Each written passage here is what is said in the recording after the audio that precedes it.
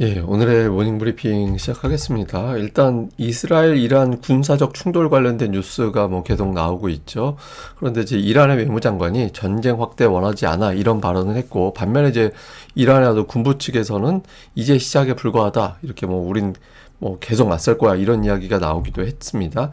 근데 이제 일요일 중동 증시를 보면 비교적 선방했어요. 그러니까 사우디아라비아 뭐 약간 빠진 정도였고, 이스라엘 같은 경우는 뭐 방산주 중심이긴 하지만 증시 흐름이 괜찮았거든요. 그래서 뭐 생각보다 이렇게 심각하게 반응하지는 않았던 것 같습니다. 그리고 우리 금요일에 이 뉴스를 이미 알고 있었잖아요. 근데 그때 외국인들이 지수는 하락하긴 했지만 어쨌든 순매수 기조는 이어갔었거든요. 그러니까 주말 사이 뉴스들이 더 많이 나오는데, 이런 상황에서도 외국인들의 어떤 매수 기조가 이어지게 될지, 그러니까 이 부분 잘 봐야겠습니다. 우선 주말에 미증시는 한 1%대 정도 하락을 했고, 국제유가는 거의 8% 가까이 급등을 했거든요. 근데 WTI 기준으로 80달러가 제가 보기에는 굉장히 중요한 라인이 될 거예요. 그러니까 80달러를 넘어가는 흐름이 나오게 된다라면 뭔가 이제 인플레이션을 자극하는, 그러니까 주요 국가들이 보면 한 10% 이상 국제유가 뛰면 그때부터는 인플레이션 가지고 또 위험하다, 이런 이야기가 나오게 되는 그런 상황이 생기거든요. 근데 일단 지난주 국제유가 많이 올라가긴 했는데 그 선까지는 안 갈지도 모르겠다, 또 이런 기대감도 있는 것 같아요. 그런 분석도 좀 있는 것 같거든요. 그래서 일단 증시는 하락했고 유가는 올라갔지만 어정쩡했다, 이런 측면도 좀 있었죠. 근데 이제 뉴스들을 보면 우선 양측이 미사일, 드론 뭐 이런 거 가지고 뭐 에너지 시설 일부, 핵 시설 뭐 이런 거, 무기 시설 이런 거 가지고 막 공격하고 그러고 있죠. 그런데 이제 이스라엘 쪽에서는 14일간의 작전을 준비했다. 그러니까 2주 정도를 이제 그 목표로 잡고 그 동안 이제 작전을 펼치는 걸 생각하고 있었다라는 거잖아요. 저게 2주를 다 채우지 않을 수도 있다라는 의미가 되거든요. 그러면서 이제 트럼프는 중재도 하고 위협도 하고 그러고 있죠. 양측을 중재하는 노력도 은근히 하고 하면서 또 이란에 대해서는 경고 메시지, 이스라엘이 작정하고 한 번 더 세게 보내면 더 크게 니네 당할 수 있으니까 세게 당하기 전에 합의해라, 이런 어떤 압박도 가하고, 그 다음에 이제 또 수면 아래에서는 중재 노력도 하고 이렇게 나오고 있거든요. 근데 주말에 여러 가지 뉴스가 있긴 했는데, 이란 군부에서는 뭐 우린 당연히 뭐 결사항전할 거야, 이제 시작에 불과해라는 취지의 어떤 메시지가 나오기도 했지만, 이란 외무부 장관이 이스라엘이 공격을 멈추면 우리도 당연히 멈출 거다, 그리고 이 갈등이 이웃 국가로 확대되는 걸 원하지 않는다, 그래서 우리는 그냥 선제적으로 친 게 아니라 이란이 우리를 공격하니까 정당한 방어를 하고 있는 거다, 이렇게 이야기를 하고 있거든요. 그래서 뭐 미국이 지원하고 있다라는 거 우리가 증거 있어, 이렇게 이야기하고 있지만, 제일 중요한 메시지는 이스라엘이 공격을 멈추면 우리도 멈출 거다라는 거거든요. 그래서 일종의 출구 전략을 갖다가 만들어 놓은 게 아닌가, 이렇게 보여집니다. 또 이란이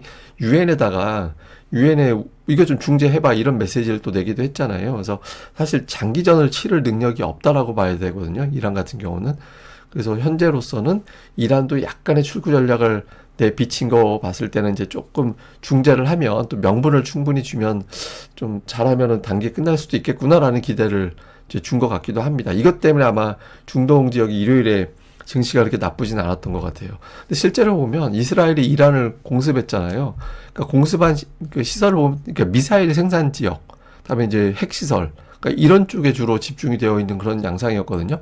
물론 이제 천연가스 시설 폭발된 거 이야기가 뉴스가 나오기도 했는데, 이란은 천연가스 수출 거의 안 해요. 그러니까 그거는 이제 그렇게 큰 문제는 아니고, 유전이나 원유 수송 시설은 표적은 아닌 것 같다, 현재까지 블룸버그에서 나온 기사에 의하면 그런 쪽이고, 테헤란 남쪽에 있는 이제 우라늄 시설 쪽에 주로 이제 해서 핵을 갖다가 이제 제거하는 거, 그게 목표인 것 같다. 물론 이제 이스라엘의 뭐 말로는 이란의 어떤 정권까지 바꿔버리려고 하는 뭐 이런 이야기들도 있긴 한데, 그거는 이제 뭐 누구나 할 수 있는 얘기니까 빼버리고, 현재로서는 이제 제일 시장에서 신경 쓰는 거는 원유 시설이 어떻게 될 거냐라는 거잖아요. 근데 그건 아닌 것 같다, 뭐 이런 이야기들도 나오곤 있습니다. 그리고 무엇보다 이 공중전은 이스라엘이 더 우위에 있다라는 점.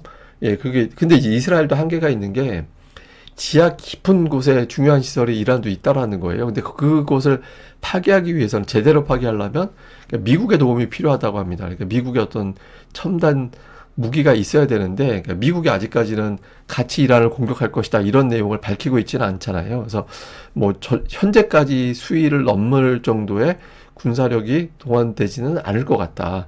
그리고 이제 이란에서 취했을 때 가장 치명적인 어떤 결과를 유발할 수 있는 게 호르무즈 해협을 봉쇄하는 건데, 그거는 또 어렵다라는 거죠. 그러니까 나중에 또 설명을 할 겁니다만은 이제 그거 자기네들이 수출하는 그나마 수출을 하는 중국으로도 못 보내니까 자기네들 돈을 못 벌게 되는 것도 있고 그 호르무즈 봉쇄하면 이제 미국이 개입하게 될 가능성이 높거든요. 그러면 전 세계에서 가장 강력한 미국을 상대해야 되잖아요. 군사력으로.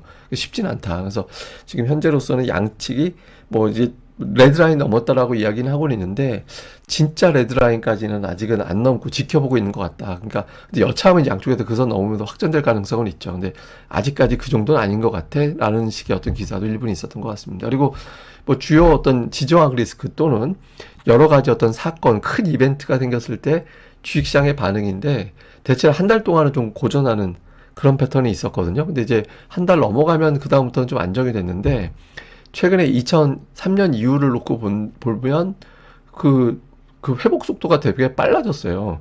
그러니까 2003년 이후로 보면 뭐 지난 주말에도 보여드린 차트입니다만은 12번이 한 달 이내에 올라갔고 4번만 하락했거든요. 그러니까 갈수록 어떤 큰 대형 이벤트가 나오고 나면 주식시장이 빠졌다가도 복원하는 게 되게 빨라졌어요. 그러니까 그 이전까지도 기록이 사실은 1980년대 이전에 다 빠진 거예요.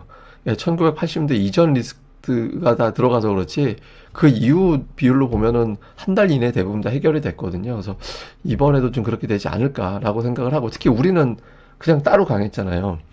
지금 보면 올해 들어서 주요국 증시 비교 차트를 보면 우리나라가 독일보다 뒤처져 있었는데 독일을 뒤집어서 코스피가 주요국 증시 중에서 1위에 물론 이제 우리나라보다 더 센 나라들이 뭐 멕시코 이런 데가 칠레하고 멕시코가 강하든가 하여튼 제가 정확하게 기억은 안 나는데 이런 지역들이 있긴 하거든요. 근데 어쨌든 지금은 우리나라가 제일 싸요. 그 경기 부양한다, 증시 부양한다, 이런 것들도 있는 데다가 특히 주말 사이에 나온 뉴스로는 상법 개정, 이게 이제 민생 입법 1순위다라고 이야기를 해서 지난주에 본회의를 미뤄지면서 상법 개정 혹시 안 되는 거 아닌가 이런 걱정이 있었는데 이게 1순위라고 하는 거는 본회의 열리고 그렇게 되면 가장 먼저 처리가 된다라는 게 되거든요. 그래서 우리나라 증시가 강했던 그런 요인은 여전히 가동이 될 가능성이 있다. 근데 이거는 이제 이론적으로 그런 거고 실제로 이제 외국인 투자자들이 뭐 5월 이후에 특히 이제 우리나라 대선 이후에 강력한 어떤 매수를 가동했던 그 기조가 유지가 되느냐. 그러니까 재료는 다시 이제 가동이 되고 있거든요. 상법 개정 뉴스가 나오고 해서. 근데 이게 이제 실제로도 오늘장에서 그런 뉴스에 반응을 하는지 이게 되게 중요하고. 근데 지난주에 조금 찜찜했던 건 외국인들이 그 순매수 규모가 줄었잖아요. 막 1조 원대 매수하다가 6천억으로 줄더니 지난주 중반 넘어가면서부터는 저게 그나마 3천억 들어온 것도 만기 때 들어온 거라서 그때 만기 날에도 동시효과 전까지는 순매도였거든요. 그러니까 외국인 투자들이 지난주 후반 들어서는 조금 주춤한 거였어요. 그러니까 외국인 투자들이 매수를 해줘야 됩니다. 왜냐하면 지난주 3천억 매수하고 할 때 그 지수가 별로 못 올랐고 금요일에는 외국인들이 순매수 했는데 지수가 빠졌잖아요. 그러니까 외국인 투자자들이 여차하면 국내 수급이 불안정하기 때문에 주식시장이 올라가긴 좀 어렵거든요. 지금같이 더군다나 뭐 중동 문제 이런 거 가지고 투자들이 불안해할 때는 외국인들이 이거 가지고 떠나나 봐 이런 걱정을 유발하게 되면서 시장이 또 출렁거리는 그런 형태가 나올 수도 있습니다. 그래서 오늘 장에서의 어떤 외국인들의 움직임, 특히 대형주들에 대한 움직임 상당히 중요하다라고 봐야 되고, 그 다음에 또 하나는 이제 코스닥인데, 코스닥이 조금 걱정스러운 거는 없잖아, 있죠. 그러니까 중요한 저항대, 800이 아니에요, 저항대가. 800 근처도 아닌 780, 790, 요 라인이 계속 저항이 되고 있거든요. 작년도 4분기 이후부터는. 그러니까 이번에 또 그거 맞고 떨어진 거예요, 결과적으로 보면. 그리고 이제 월봉에서는 원래 중요한 지선으로 작동했던 게 120월선인데 이게 깨지고 나서 작년도 3분기 후반부터는 이 120월선이 철저하게 저항으로 작동하는, 이 보시면은 이 까만색 선 위로 올라가려고 해도 결국엔 다 밀어냈잖아요. 공교롭게도 이번에도 또 그게 저항으로 작동을 했거든요. 근데 지금 우리나라 증시 좋아지고 있다라고 기대를 하고 있는 상태에서 이게 이제 계속 저항이 되면 이걸로 끝났구나. 이걸로 이번 반등 사이클은 끝난 거구나. 이렇게 투자자들이 생각할 수 있게 됩니다. 그래서 근데 보통 제가 여러 번 말씀드렸지만 진짜 강한 장은 그 3일 조정이 안 나와요. 그러니까 이틀 또는 3일째에는 매수로 돌아서거든요. 그러니까 지난주 금요일에 크게 빠졌잖아요. 그래서 오늘 또는 내일장 정도에서 무조건 플러스가 나지 않으면 이번 반등 사이클이 끝난 걸로 해석하는 투자자들이 나올 수 있다. 그래서 오늘과 내일이 상당히 중요한 상황이 될 겁니다. 그리고 종목들별로는 코스피에서는 최근에 이제 지난주만 놓고 보면 조선업종이 괜찮았고, 올해 이제 봄 이후부터 따져놓고 보면은 건설, 증권, 지주회사, 뭐 이런 종목군들이 가장 강하게 올라서는 그런 모습을 보였죠. 근데 이제 요 흐름에서 지난주 금요일에 대부분 다 이제 흘러내리고 조선주만 올라서는 그런 움직임이 있었거든요. 근데 이게 이제 이런 종목군들 중에서 좀 안 좋은 시나리오는 전쟁 관련된 종목군들이 있잖아요. 뭐 이런 유의 기업들, 특히 중동에서 나온 상황에 반응하는 종목군들, 예를 들어 정유주라든가 방산주라든가 해운주라든가 이런 것들이 이제 반응할 수 있는 종목들인데, 그런 종목군들 중심으로 매수가 들어가면 시장의 질이 좀 나빠지는 겁니다. 근데 그게 아니라 이번 하락을 이용해서 사야겠는데 라고 생각해도 6월에 좀 올라갔던 종목들 있잖아요. 지난주 금요일에 비록 빠졌더라도 그런 종목군들 쪽으로 매수가 붙는다라면 시장이 하루 이틀 빠진다면 바로 매수가 붙는 좋은 장이구나, 이렇게 될 수 있어요. 그래서 어느 쪽으로 힘이 실리느냐, 이게 되게 중요하고, 코스닥 쪽에서는 그러니까 보시다시피 그 5월 말 이후에 좀 시세가 나왔던 종목군들 중심으로 제가 다 나열을 해놓은 건데, 지난주 금요일에 일제히 다 큰 음봉이 나왔잖아요. 근데 이 중에서 제가 앞서 말씀드렸던 3일 법칙, 그러니까 뭐 오늘까지도 빠질 수는 있겠지만 오늘 이미 돌아서는 종목이 한두 개는 나와야 되고, 적어도 이 중에서 2개 정도, 그러니까 이런 하락을 이용해서 누가 매수가 들어와서 바로 끌어올리느냐, 이게 되게 중요하거든요. 그래서 여기 들어와 있는 그 외에 뭐 게임주도 있고 뭐 그 외 기타 등등 여러 가지 업종이 있겠습니다만은, 어쨌든 지난주에 음봉 크게 맞은 종목군들 중에서 적어도 오늘 2개 이상 살아나야 시장이 좋은 장이다, 괜찮은 장이다, 이게 입증이 되는 거니까 이런 구도도 집중해 보는 게 중요할 것 같습니다. 자, 일단 뭐 장중에 트럼프가 여러 가지 중동 관련된 발언을 또 할 거예요. 그러니까 어제 보면 뭐 중재할 것 같은 그런 느낌의 발언도 많이 했거든요. 경고도 하고. 어쨌든 또 오늘 장에서 어떤 뉴스들이 나오는지, 그리고 아시아에서 이제 원유 수입 많이 하는 나라들, 우리나라, 중국, 일본이죠. 뭐 그러니까 이런 나라들의 어떤 증시 추이, 뭐 이번 유가가 그래도 뭐 뉴스에 또 $100 나오면 그걸로 끝나는 경우가 더 많이 있긴 했거든요. 그래서 뭐 그렇게까지 안 보는 건지, 진짜 $100로 위협을 하는 건지 가늠을 해봐야 될 것 같고, 외국인들의 수급 통향, 그리고 그런 과정에서 지정학 리스크 관련주냐, 아니면 또 부양 관련된 종목이냐, 아니면 아예 수출주로 가느냐, 이런 어떤 종목별 구도, 이 부분을 잘 살펴보는 게 필요할 것 같습니다. 근데 제가 보기에는 이란이 장기적인 그 전쟁을 치를 만한 여건이 안 될 거예요. 왜냐하면 2018년 이전까지만 해도 오바마 정부에서 이란에 어떤 핵 합의를 해주고 이제 수출 이런 거 제재를 풀어주면서 이란이 여러 나라에 원유를 많이 팔았었거든요. 근데 트럼프 1기 때 그 합의를 깨버리면서 이란을 다시 제재를 가해버렸고, 그렇게 되면서 그 여러 나라로 분산이 되어 있던 것이 지금은 사실상 중국에만 원유를 팔고 있는 상태가 되어버렸거든요. 근데 이란이 굉장히, 제가 예전에 이란 공부를 한번 한 적이 있어가지고 제가 기억이 나는데, 이란이 되게 잠재력이 있는 나라예요. 왜냐면 인구가 9천만이 넘거든요. 전 세계에서 인구가 17인가 그럴 거예요. 그리고 중동 국가 중에선 특이하게 농사 지을 땅 면적이 되게 넓어요. 그러니까 원유 팔아서 돈만 벌면 이란이 경제적으로 굉장히 강한 나라가 될 수 있는 잠재력이 있는 국가거든요. 근데 그게 안 되잖아요. 지금 제재 때문에.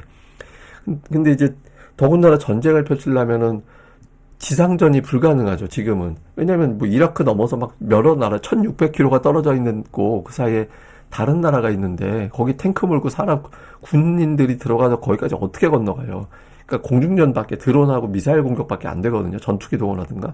근데 전투기가 남의 나라 어떻게 넘어가요? 쉽게 넘어오게끔 하지도 않을 거고. 그러니까 이란은 여러 가지 측면에서 장기전을 치르기가 어렵다라고 보여지는 거죠. 그러니까 특히 호르무즈 해협 봉쇄시킨다고 얘기 나오는데, 그나마 지금 중국으로 조금 수출이 늘어나 있는 상태인데, 중국으로의 원유 수출도 못하게 되는 거고, 봉쇄하면 미군이 개입할 텐데 그게 쉬운 선택이 아니거든요. 그리고 그러다가 만약에 유가 올라가서 물가가 치솟게 되면 이란의 인플레가 지금 40% 가까이 되거든요. 이란이 큰일 납니다. 그러니까 지금은 이론적으로는 이란이 장기전 그리고 전면전을 치르기가 어려워요. 근데 이제 뭐 이걸 오히려 이판사판 만들어내기 위해서 이란을 자극하는 방법도 있을 거고, 또 이제 뭐 이스라엘이 또 어떤 뭐 행동을 해서 결코 단기에 끝날 수 없는 상황을 연출해버리면 뭐 이란도 이판사판 갈 수도 있겠죠. 그래서 그런 경우의 수는 우리가 놓고 보되, 이론적으로는 장기전 가능성은 그렇게 높아 보이진 않는다. 일단은 그렇게 보여집니다. 근데 뭐 전쟁은 뭐 누구나 예측할 수 있는 게 아니니까, 상황에 따라서는 관세 플러스 이게 이제 유가 급등이 나오면 러시아 우크라이나 전쟁 때 인플레이션 자극되면서 글로벌 증시가 고생한 사례가 있잖아요. 그런 경우도 갈 수는 있을 거예요. 근데 일단은 이제 이론적으로는 쉽지는 않을 것 같다라고 보여집니다. 근데 뉴스 나오면 나오는 대로 다시 한번 우리가 액면 그대로 또 보면서 이야기를 다시 해야 될 것 같습니다. 예, 그럼 또 한 주 잘 보내시고요. 저는 다음에 뵙겠습니다. 이 방송 구독하기와 좋아요, 예, 꼭 부탁드립니다. 감사합니다.